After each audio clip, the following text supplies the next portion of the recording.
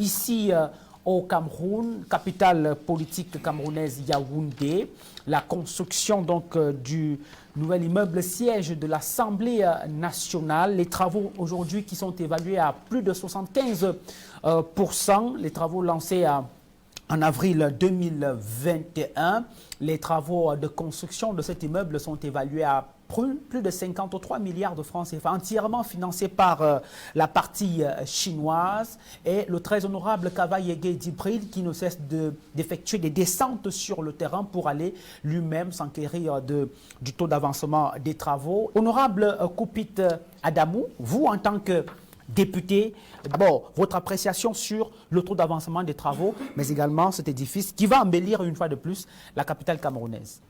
Oui, merci Bruno de nous surprendre avec cette préoccupation majeure de l'Assemblée nationale du Cameroun. Je dois dire que tous les députés et même le personnel de l'administration parlementaire à l'Assemblée ont le cœur sur ce projet, ont le cœur sur cet important projet. Et c'est tout à l'honneur et à la satisfaction de tous les membres de la Chambre. Tout le monde rêve siéger dans ce nouveau siège avant la fin de la mandature en cours.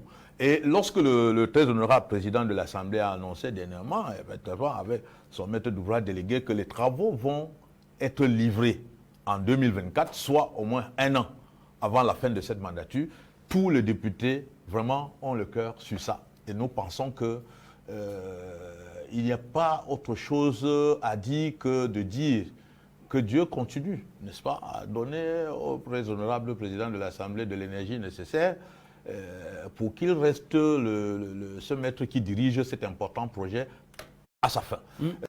J'apprends sur le plateau que nous nous complaisons dans une situation léthargique où nous dépendons totalement de la France.